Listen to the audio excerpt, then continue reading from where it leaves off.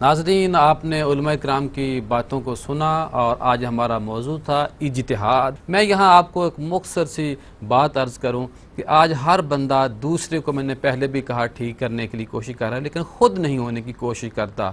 हम चाहते हैं कि हमारे पाकिस्तान में, पूरी दुनिया में इस्लाम का निफाद हो जाए, निज़ाम मुस्तफ़ा का निफाद हो जाए, लेकिन बुज़ुर्गों दोस्तों होना चाहिए, ज़रूर होना चाहिए, जल्द अज जल्द होना चाहिए। लेकिन अगर खुदा न खास्ता इसमें तख़ीर हो रही है, इंशाअल्लाह ये होगा, लेकिन उससे पहले हमें ये चाहिए कि हम अपने जो गली है उसके अंदर इस्लाम का निफाज कर लें। 100 घर रहता है, 20 घर हैं, 10 घरों की गली है, वो आपस में बैठें, तय करें कि हमने इस गली में किसी दूसरे को तंग नहीं करना, किसी दूसरे को परेशान नहीं करना, दूसरे की खुशियों में शामिल होने, अजियत नहीं देनी।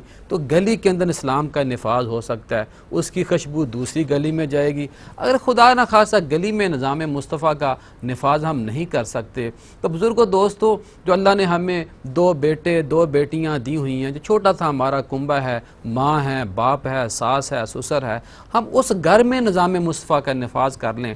उनको बताएं कि हमने पूरी गली को परेशान तंग नहीं करना। लेकिन दोस्तों, अगर खुदा न खास्ता हम अपने घर में जो 5 लोगों का, 10 लोगों का, 4 लोगों का कुंबा है, ख़ानदान है, उसके अंदर भी, उसके ऊपर भी इस्लाम का निफाज नहीं कर सकते, तो बुज़ुर्गों दोस्तों, फिर आखिरी मरहला एक ही रह जाता है। वो ये है कि जो हमारा कद है 6 फुट का, 5.5 फुट का, 5 फुट का जो कद है, उसके ऊपर हम इस्लाम का निफाज कर लें। माना बेटी नहीं मानती, बेटा नहीं मानता, बहू नहीं मानती, बीवी नहीं मानती, लेकिन ये जिस्म तो मानता है ना।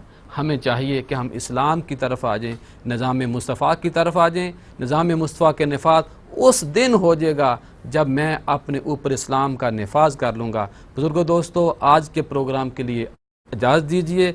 इंशाअल्लाह कल नए मौजू के साथ और अच्छे मेहमानों के साथ एक नया गुलदस्ता लेकर हाजिर होंगे। मिलते हैं कल आपसे। अस्सलामु अलैकुम।